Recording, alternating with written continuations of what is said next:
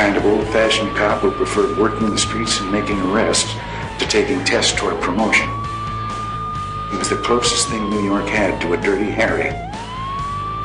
This is One Tough Podcast on the OG Podcast Network. Here's your host, Bo Dietl. All right, hello, everybody. Welcome to One Tough Podcast. I'm joined here, like always, with Carlo, my man. Hello. My producer. Today, we got a guy here that just happens to know Bo for a long time. I remember Murray when I was a detective up in the Bronx, when I used to work all over the city, and Murray was the go-to guy. If you got locked up 2 o'clock in the morning, you call Murray. And then all of a sudden, he has this offspring, the greatest lawyer, I think, in New York today, his daughter, who I use all the time. And you got some tough family, man. You're one tough lawyer, and you got one tough daughter. She's one of the greatest lawyers that I've ever come up with. I give her cases all the time. She just solved another case. She's fabulous, fabulous. All in the genes. You know how it is. Yeah. She's great. She's terrific. Stacey Richman is the best. Stacey Richman, Carlo, if I get in trouble at 2 o'clock in the morning, I call Stacey Richman. That's the one to go. She answers the phone. She's fabulous, fabulous, but she knows everybody. She's able to work all the courts, whether it's Manhattan, Bronx, Brooklyn, Queens. She's the person. And I tell you what, all I feel sorry for is she has no life. She's a lawyer, is her life, lives, breathes, and sleeps lawyering. I just need her to get some grandchildren for this. Well, I got grandchildren for my other daughter. Yeah, well, we need some for Stacey. Come on, we got to get her married. I can't do it. You know that. Yeah, but let's talk a little bit about you, Murray. You're a practicing attorney, over 50, how many years? 55 years. 55 years. I probably know you just about then. And where'd you actually grow up, Murray? Grew up in the South Bronx. Yeah. Cortona Park. Yeah. I grew up there, played baseball there. My father was an immigrant. Came from Romania, and so I appreciate the immigrant status. I know that other people have different points of view, but I appreciate what they can do. I'm an immigrant too. My mom's from Sicily, my father's from Germany, but we're all immigrants. But it's the type of immigrant you become an American, and you love this country. That's what it is. Country first, where you came from second. That's the way I feel about it. Not even important where you came from, as long as I tell you very frankly, I went back to Romania this past year for the first time. I was never particularly interested in going back. Well, I went to Budapest, Hungary with Margot in the summer. Budapest was beautiful. I was there last year, and I'm going to go there. I'll be again there in May. Budapest is beautiful, and they don't allow any of the Syrian boat people in there. Oh. And in the parks there, they have a park in the central. It's called Margaret Park or something, and they have the merry-go-rounds, people having picnics. It was like the old 1950s in New York, and no crime. Really nice, very nice. So, Eastern European people are really good people, hardworking, Hungarian, Romanian. These are people that work hard. But so you grew up in South Bronx, and mom and dad were immigrants from the other side? Yep, both came from the other side. Did you have lawyers in your family? No, nobody. I was the first one. My older brother was the first one to go to college, and he became a banker, and I followed in his footsteps to go to college. Went to City College. Then I got a master's degree in social work when I worked in the courts as a social worker first. Wow, you weren't an attorney first. Yeah, I was a social worker for 5 years in the first New York City Youth Board, then in the Youth Council Bureau in the DA's office, and then 55 years ago I became an attorney, went to New York Law School. Wow. And, over the years, some of the greatest lawyers we were just talking about with Chargell and Fischetti and what's my other friend there? Slotnick. Well, Barry, of course, but the other fellow that passed on, Jimmy LaRosa. Jimmy LaRosa, oh, great. These are guys that, Carlo, these are some of the greats. And these lawyers handle a lot of stuff. So then Murray got a nickname over the years, Don't Worry Murray. I know that name. I've heard him growing up my whole life. Well, that was the thing. If you had a problem, don't worry, call Murray. And Murray Richman would be there. And then all of a sudden he started getting a reputation. Because I guess, with my people, my Italian people, he got a reputation with organized crime. They say that our people were involved in organized crime at one time, mafia type shit. And then Murray got involved with that, and he handled a lot of big cases. A lot of the cases were real. A lot of them were fugazi. But Murray worked by the law. If you want to prosecute somebody, have the evidence. That's what America's about. You build a case. You're innocent till you're proven guilty. You're not guilty till you're proven innocent. No, that's our law, right, Murray? Oddly enough, most people say that you're innocent until proven guilty. That's what It's supposed to be. But most persons, when they get on the jury, they presume simply because a man is charged with a crime, he must have done something. And that's not always the case. You know that. Well, somebody's killing these fucking people. Come on, Murray. Well, but not everybody is guilty of crimes. I've tried some wonderful cases. Half of them shouldn't have been crimes whatsoever. Yeah. Well, and it's the old thing, like what happened just in Staten Island, right? Poor Gene Gotti that I grew up with, and Johnny Gotti. Gene Gotti just gets out of jail. He's out of jail for a few months, and right away this guy gets whacked, and they're throwing it on him. And people don't realize, everyone was talking. Oh, yeah, definitely Gene Gotti killed this guy. Of course, the New York Post made a comment about it in an editorial. Right. I mean, they were convicting the guy already. And Junior Gotti, who I speak with and all that, and I can see him feeling that way. Look, my father's dead. My father did what he had to do. He went to jail like a man. He did his time, and he got sick. And he was part of it, and he's gone. So leave our family alone. Let us continue. He's got a lot of kids. He's got there's grandchildren out there, and let them get their lives. I'm not condoning organized crime or crime against people. All I'm saying is people have a right to live too. So, but the issue of organized crime today, it's like shooting fish in a barrel. Yeah. Anytime the FBI needs a good arrest, something that they want to make points on, arrest a wise guy, arrest something else. Yeah. And they make the cases, most of the cases, are fugazi cases. You know that. Yeah. Well, and another thing, Murray, it's just funny for my kind of experience on these cases are like you talk about banks. All of a sudden, you had banks that were bailed out, which could have went down for doing unscrupulous stuff. Now, all of a sudden, they have earnings just came out, $144 billion in profit. These are the same banks that we bailed out with American money. There's a fine line between criminal and civil. And these banks were there. They were doing all kinds of things, overcharging people and all that. And they get away with this kind of stuff. So really, what is the criminal enterprise? Is the big banks? Should those big banks be called upon with the $144 billion worth of profits? Should they be called upon to give some interest-free loans to people in America that are struggling? I'm going to start to sound like a real liberal because I want to help people. And damn it, if I'm making $144 billion in profits, there should be something that we helped you with the government. Hey, give some back to the people. Help them get some non-interest loans. But that's not what it's all about. Interestingly enough, like MasterCard, and MasterCard is a good company of all, but if MasterCard, which formulates its company in Iowa, can charge 32.48% interest on 32.4, and let a wise guy, let anybody charge more than 2% a month, and you're going to go to jail. Well, you know what? We have a thing called off-track betting. We have a thing called the lottery. I mean, years ago, it used to be people couldn't go do the lottery. They used to do the numbers. You had the numbers guy. Yeah, I made a fortune that way. What was the difference? What was the difference between the numbers guy and the lottery or gambling? I mean, but now they're making money on it. So in reality, that part of organized crime is now legal gambling. Yeah, but it's not. The state is doing it, and it's okay. But if you and I did the same thing, take sports betting, we'd go to jail, and that's not fair. There's a case, an old Supreme Court case, Marbury versus Madison, which lets the individual compete with the state. Yeah. Because that was riverboats in those days. Why can't an individual compete with the state in giving better odds than the state would in gambling cases? You can't, because the state has taken a monopoly. You go to a bank. I'm a businessman, middle-sized business, and I have credit lines. I had some problems there. They didn't want to lend me money. Well, why can't I go to Murray and say, Murray, lend me $500,000. I'll tell you what, I'll give you 18% a year on you. Why can't you do that? If I agree to do that, that's my prerogative. But because you have an organized crime name and you do it with me, it's not right. But the banks won't lend me money. So what's the difference? Well, that's one of the problems. But notwithstanding that, we all recognize that. We always articulate that. We say it all the time. But in the final analysis, the courts don't look at it that way. They'll prosecute you, willy-nilly. That's the end of it. Yeah. And that's been the case always. Is it fair? No. When did the law ever become fair?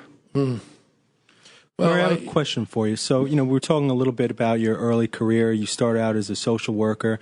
So what drew you to criminal defense law? I got to tell you, it's a mixed bag, and I'll be honest with you.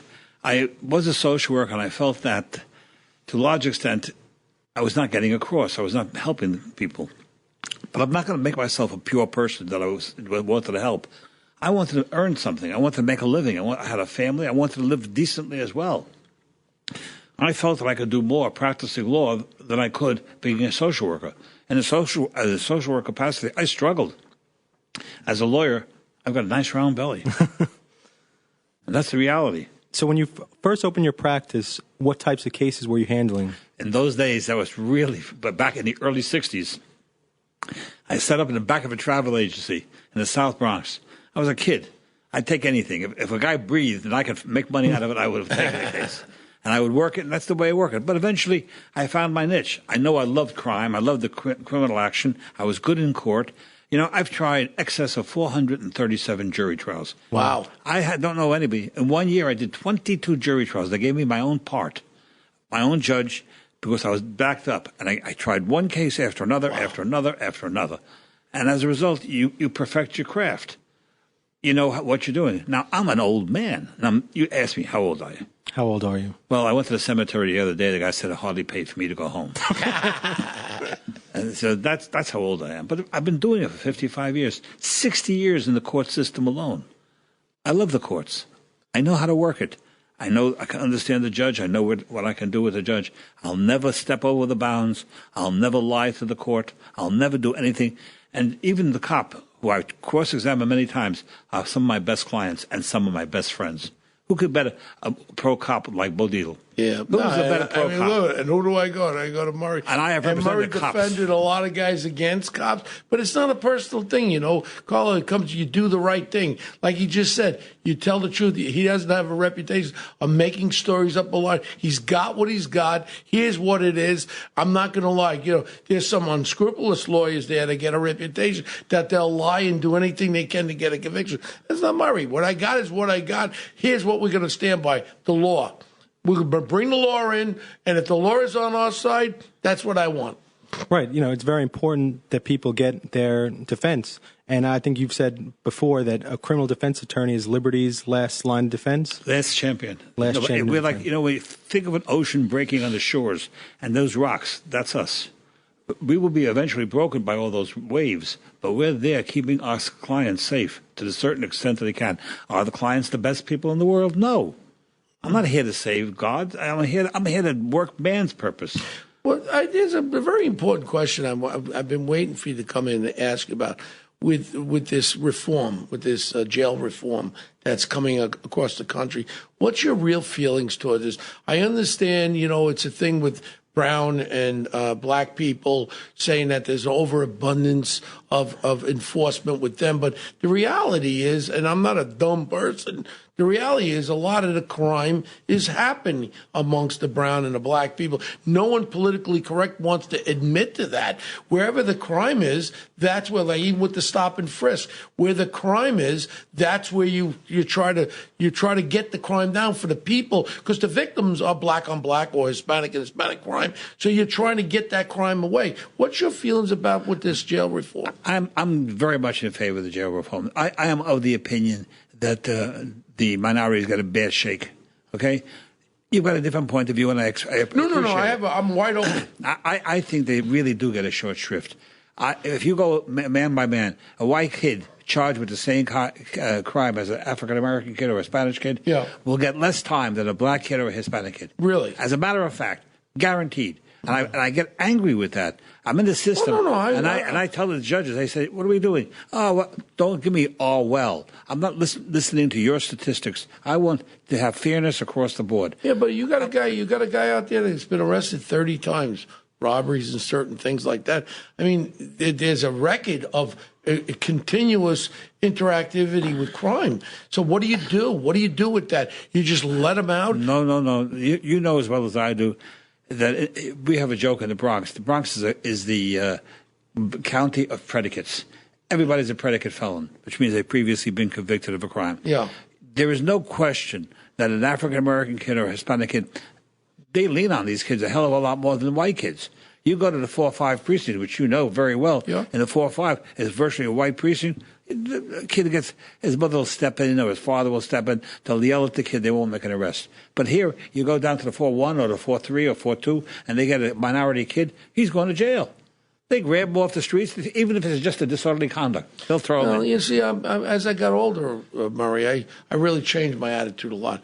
I want to help kids. I want to help Black and Hispanic kids. I want to get them out of the environment. I had an idea when I ran for mayor of opening up schools at night, high schools where you have off-duty cops could become big brothers to help them with their careers so they have someone to talk to, because most of them don't have fathers. They don't have a father image. And I love the idea of bringing cops interacting with the community kids back. And with the police department makeup the way it is now in New York City, I think we have almost 70% other than white males that are the police officers. So we kind of been changing. We've been changing. As far as the stop and frisk goes, again, we were at, 750,000 stop and frisk a year. We're down to 12,000. Now they're taking that 12,000 stop and frisk and they're saying, but there's so many with the minorities. But you got to look where the crime. Look, I worked in the 7-5 as a homicide detective. We used to have 110 murders in the 7-5 every year. My point is, where the crime is where you want to infiltrate and get blanket cops to stop the crime. If you got a cancer in your body, you want a target to get those cancer cells out of it. You certainly can't let that crime just prevail on the people, that community. So it's like walking a tightrope. But in walking that tightrope, you have to acknowledge that a minority kid, they're stopped 5-6 times a day. I tell you what, I have a client, and my clients go the full gamut. I have all kinds. This kid walks out of his house, walks 15 feet, gets shaken down, thrown up against the wall, searched. Did he do anything? No. He walks another 20 feet, another cop will harass him. He'll get harassed 5 times in one afternoon. It counts up as after a while you have 12,000, 15,000, 150,000, and each one of those are a stop. What have you accomplished? You've occupied the cop. You've got the kid to hate a cop because he's being mistreated. The cop himself starts to feel superior. Now you have an occupying force. You have an occupying force. You're going to hate that occupying force. Well, I really think I've seen in my lifetime, even from being a cop in the turbulent 70s when crime was really rampant all over the city, I've seen a real change, and I've seen a change with the policing, and I really believe that, we've come a long way from where we were, from the way the respect to the cops are, with the community interaction with the police. And I think we're definitely seeing a change in the rising, and even people's feelings about bail reform and all that, it's starting to change. So we are changing. It's not going that we have the Nazi stormtrooper cops out there the way we used to have in the 70s. It was a different time. So, look, everything is able to change. And I like the idea about change. And I like the idea about the community interaction where police are there for you you call them for help. And they shouldn't be the enemy.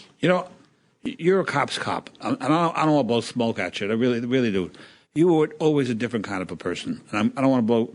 I never killed anyone. Well, that's not the word. No. My point is, I've been stabbed. I've been shot at.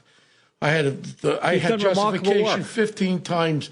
The guy shoots at me 5 times, throws the gun down, got you. I could have killed the guy, got another medal and all that crap. My point is, life is very valuable, and I tried to relate. And when I was investigating the biggest mass murder in New York, the Palm Sunday Massacre back in '84, there was 3 African-American kids who left abandoned in an apartment completely naked and had feces all over them. I waited for the mother to come back. My lieutenants called me. What the hell are you doing? I get back to the squad room. He goes, where you been for the last 2? I said, there were 3 kids who were abandoned in an apartment. You're a homicide detective. I said, that's the problem. These kids are going to remember that detective that came in there that cared about them, make sure they had food in the refrigerator. I'm a very, tough. I'll go fight the Hayes brothers, Nicky Bonds guys. I got locked in the cell, beat the living shit out of them. Today I'd be locked up. Tough guy on the street, yeah, but compassion. I love compassion with strength, but you got to care about people. Even the bad guys, you got to care about people. But you were different. You were a street cop who made a mark. Yeah. You were a street cop. You didn't come in with a silver spoon in your mouth. No. You didn't come in sideways into the department like some people have come into the department. No.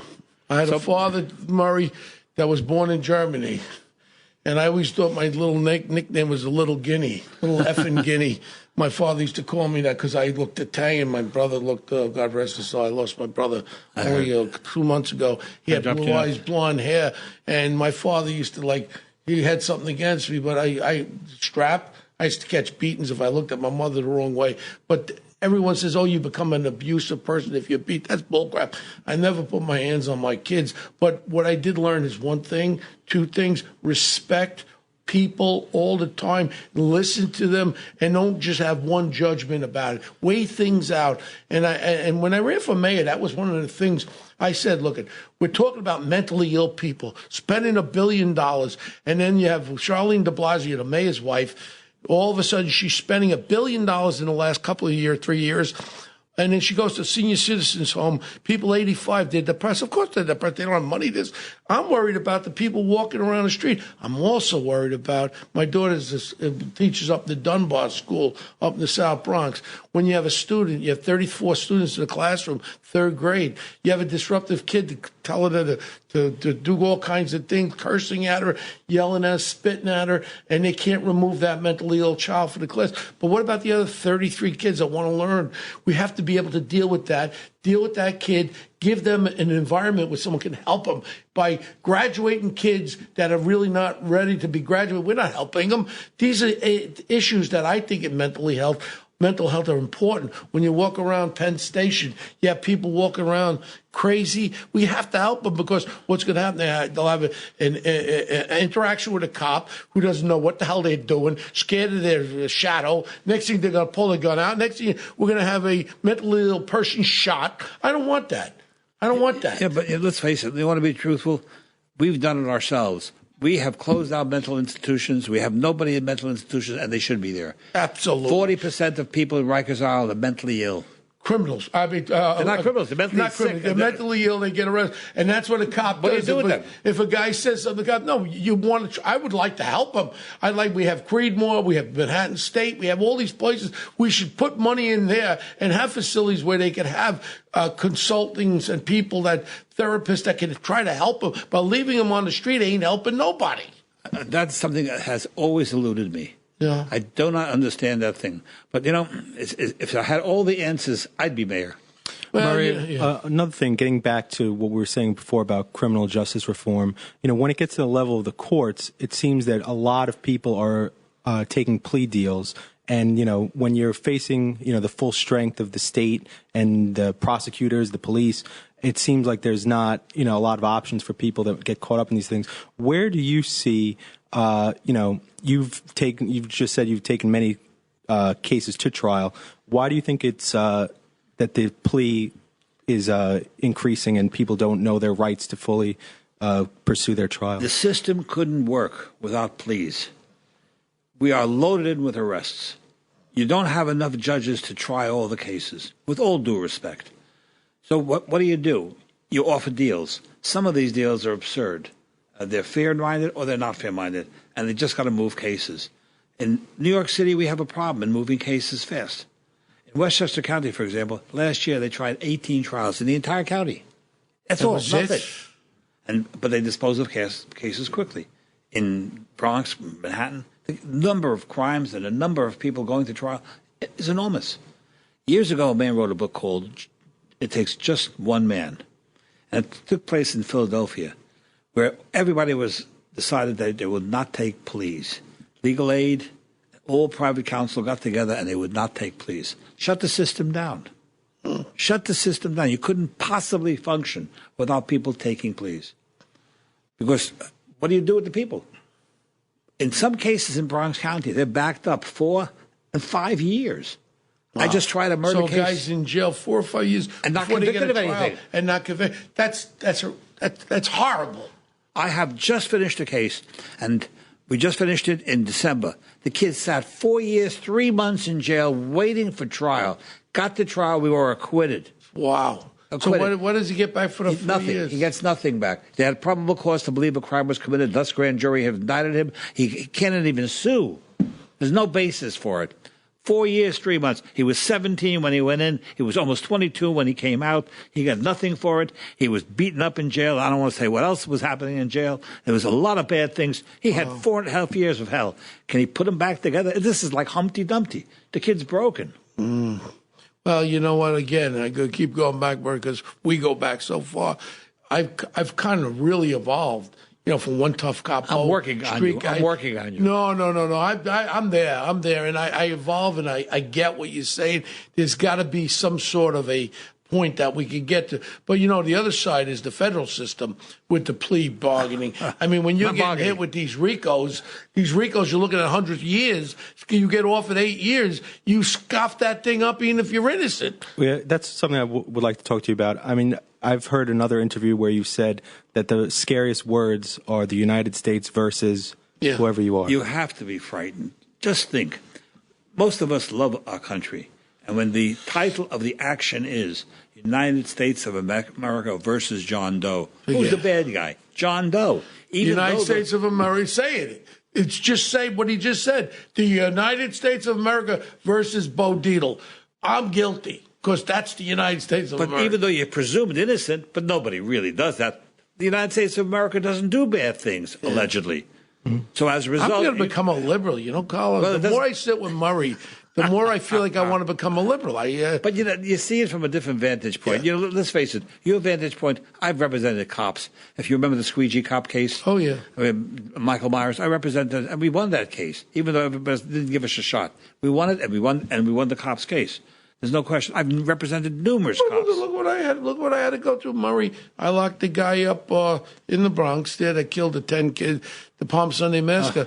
The guy got out to a year and a half. The guy got over a year and a half ago. He gets out of jail for killing 10 people.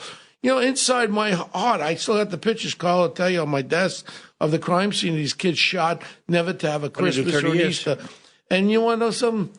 Is that right? I look at that. It hurts me inside that these children that were killed never had the opportunity to have Christmas or Easter. And, it's a fine balance, and it's tough.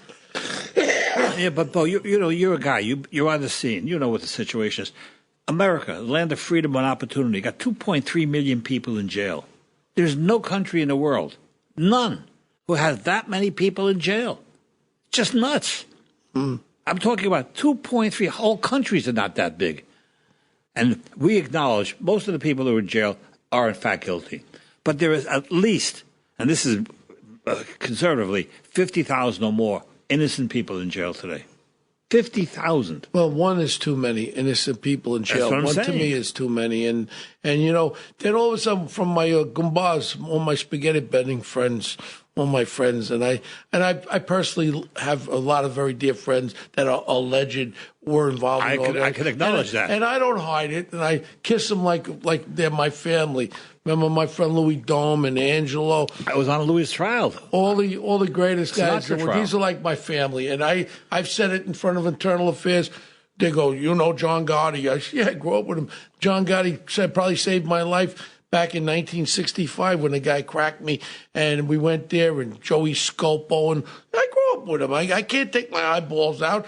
Do I do anything? That was one of the reasons I never worked in organized crime. Is because I knew everybody. How can I work in organized crime? We'll have dinner together. I'm locking you up? No. So I like getting on the street and helping the people. But in reality of what's going on with the organized crime thing, you were involved with a lot of those big organized crime cases.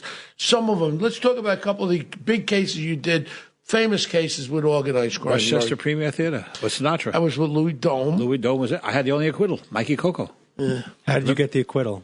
That was a sleeping defendant routine. That was with Giancarlo Gambino with the famous picture. The picture with Friday. They arrested some corporate guys. Oh yeah, the guys from Warner Communications.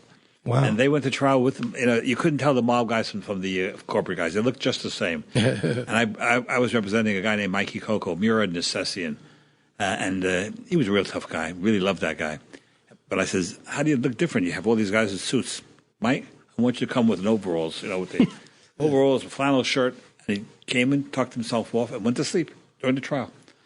But the judge was Bob Sweet, wonderful judge. Yeah. And I made no participation in the trial. I read a book, SSBG by Len Dayton. and the jury would observe it, and the judge would say, every time I had a witness, Mr. Jones, Mr. Thing, and Mr. Harner, you have a question, Mr. Richman? I would say, no questions, not one question. After 6 weeks, I couldn't sit anymore.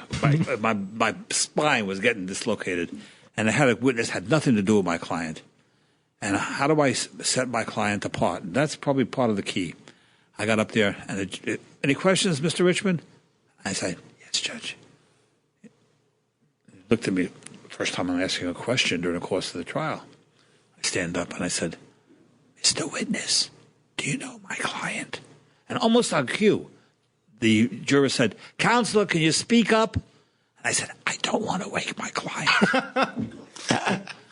And the jury started to laugh. The defendant started to laugh. The judge had to cover his face for laughing. My client was sleeping. He said he took a 10-minute break. He came back. My client was still sleeping. They started laughing again. They adjourned for the day. My client walked. Wow. Sleeping defendant routine. Oh, it's common. In fact, I made a video of it. Yeah, if you look on the video, there it is. It's all done. It's all absolutely. So you say the courtroom is theater. It is theater. Oh yeah, it's theater. It's theater. What was that the little lawyer that did all the wrongful suits? He used to come out, a little bit of a man, and he used to take his white handkerchief and go like this in front of the jury. The Purity. What was his name? One of the most famous civil lawyers there.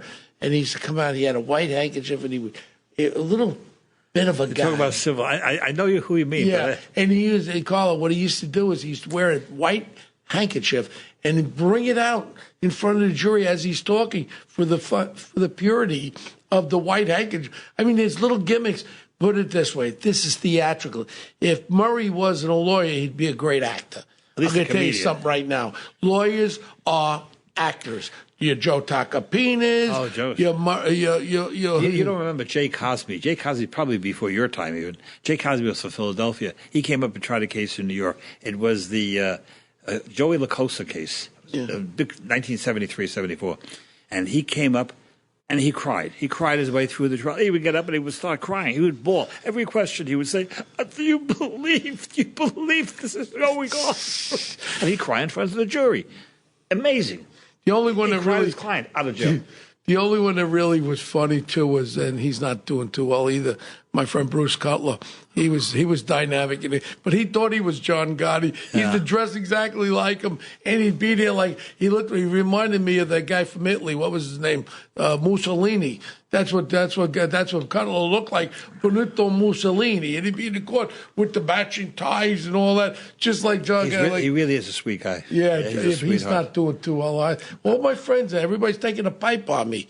You better hang around with me. I'm here. I'm not going nowhere. All right, good. So let's talk a little bit more about the actual mechanics of it, because you're there, you're trying to tell your story, your liberty's last line of defense.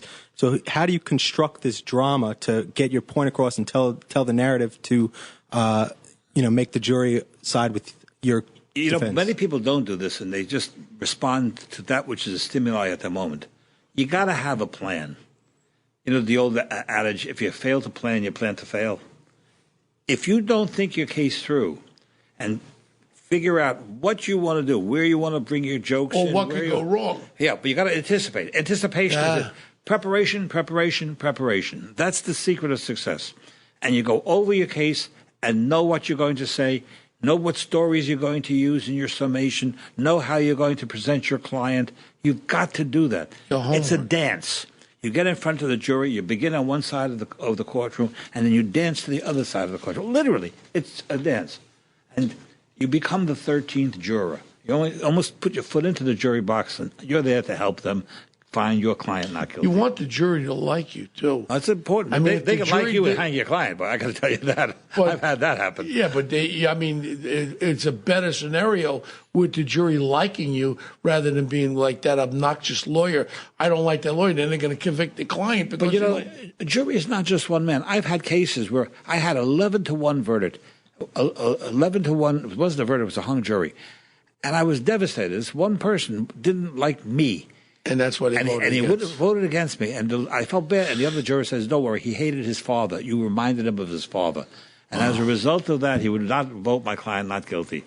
We tried it again. It was voted not guilty. But you don't know what goes on in people's minds. You see, that's another side of the coin. You have one nut, Carlo. You have a clear case of acquittal, and one nut can just hang the jury. Or vice versa, too? Yeah, vice versa, yeah. I tell you, the justice system is very, very, very interesting. It's very interesting. That's why, it's tenuous at best. Yeah. So then you went from the Gumbaz, my people. And the rappers. And then you went to the rappers. How'd you get involved with the rappers? Actually, I got a call from a guy named Todd Moskowitz. Todd Moskowitz is very big in the rap community. He's he's head of Universal. And I got a call on him for DMX about 30 years ago. Yeah. And I started representing DMX. I still represent DMX right now.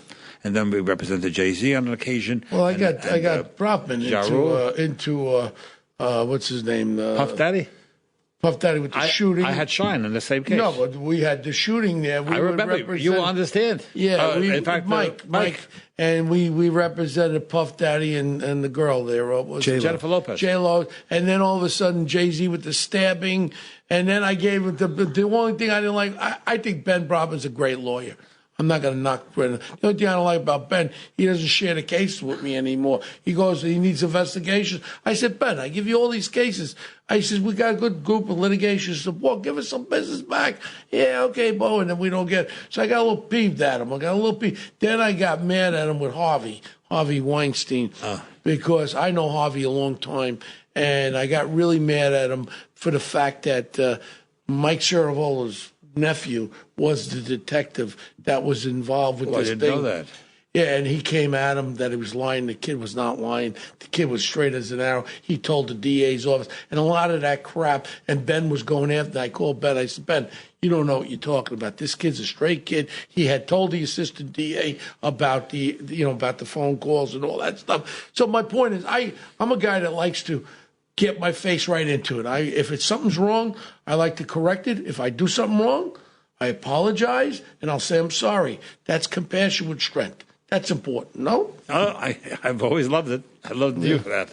Yeah.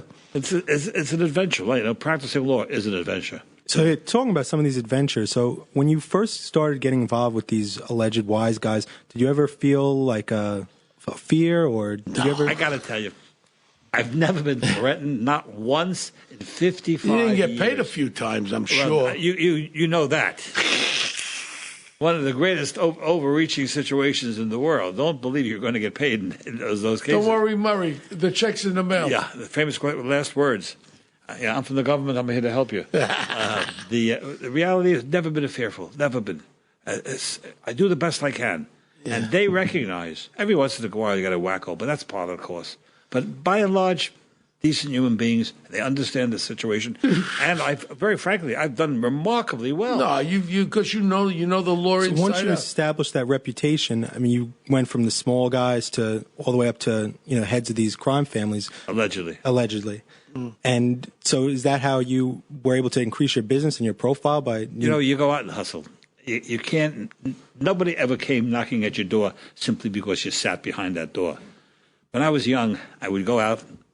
I would bounce, and I would bounce with a lady, and we'd go to various clubs on a Friday night, and they would pass out my cards or meet people. And then network.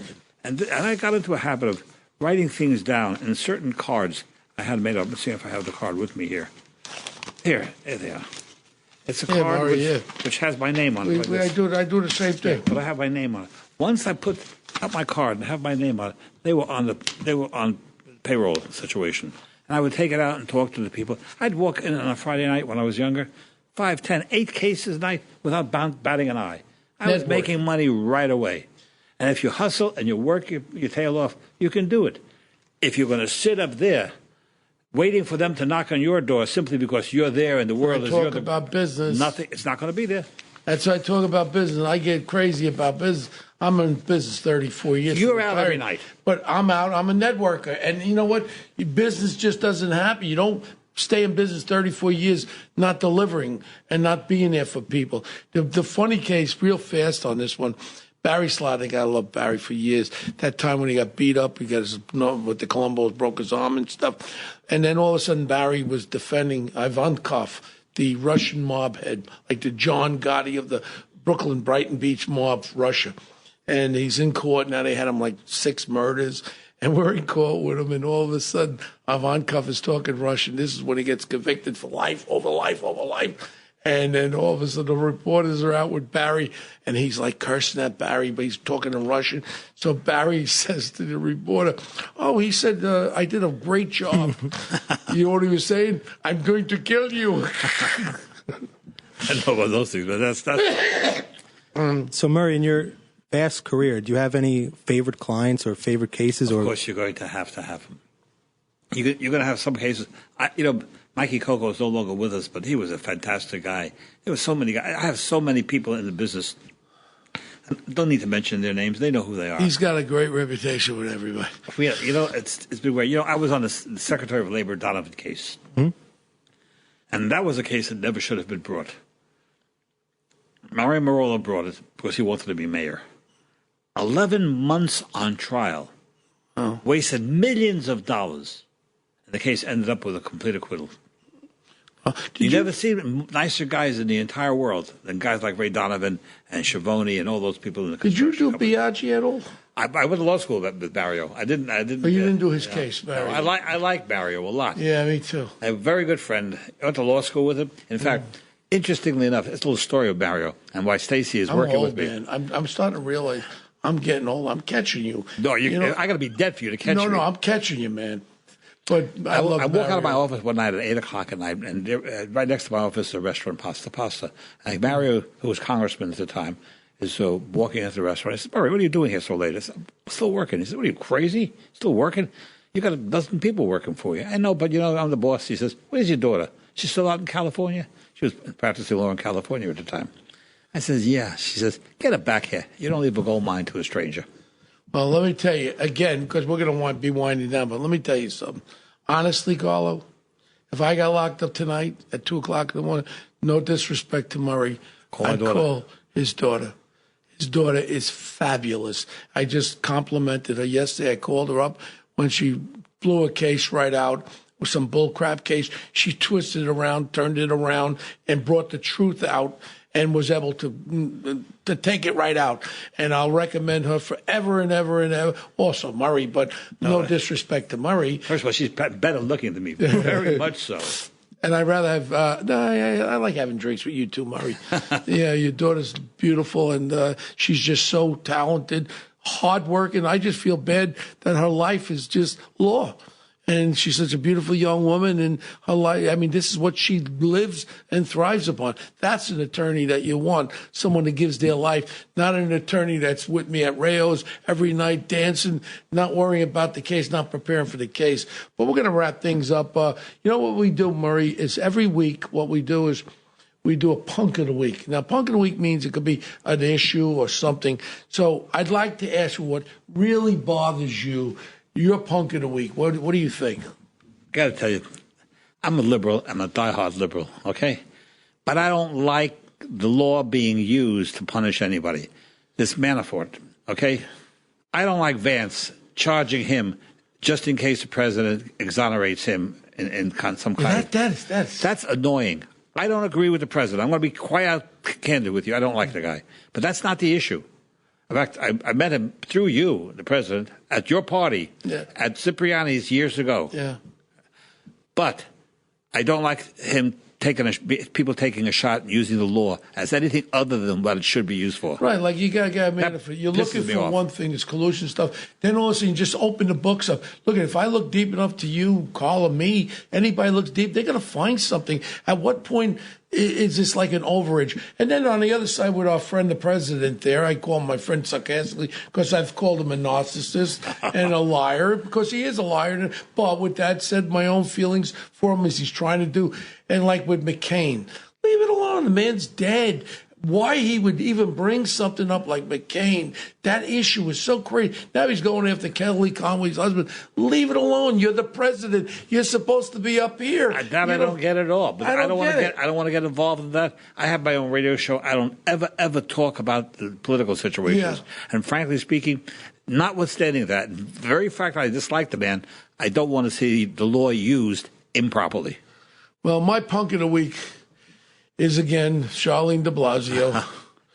wasting money. We're talking about with the renewal schools that I went over when I ran for mayor, $1 billion there, $1 billion here, then 3,000 jobs for $300 million.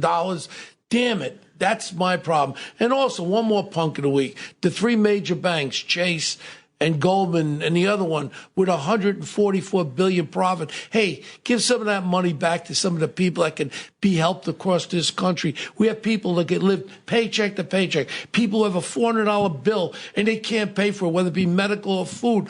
People who are making less than $12 an hour, 50% across this country. We have to help the poor people too. You know what? I'm very fortunate to be in the upper 5% like everybody around this table is. But there are other people that don't know if they don't get that check, they can't pay for anything. I may be becoming a liberal just like you soon. I may join the liberal core. My heart would stop. I got to tell you, I'd be shocked. But I really want to thank you and send my love. It's my pleasure anytime. Send my love to your daughter, and you're welcome back anytime. And thank you, Carl. Great being with you. Carl, Right, thank you. Thank you very much. And stop in sometime. You're right in the neighborhood. Yep. Yeah.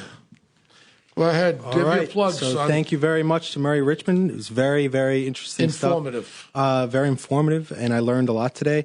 You can follow us on social media. We're at One Tough Podcast on Twitter. Bo is at Bo Dietl on Twitter and at The Real Bo Dietl on Instagram. You can find me at CJ Coutinho on all platforms. We welcome your questions, your comments, your suggestions. Hold on. When they get locked up, how do they get Murray? I don't need any help. Just pick up the information and ask for Don't Worry, Murray. Murray Richman. And if Murray's not there, who do they call? Stacey Richman. Stacey Richman and Murray Richman, two great attorneys, probably the best in New York. And I don't say it lightly. I get collared tonight, you get on the phone to Stacey because he'll be sleeping. So Stacey will be up. Thank you. All right. Email all your questions to onetoughpodcast@gmail.com, and we'll see you next week. Thank you.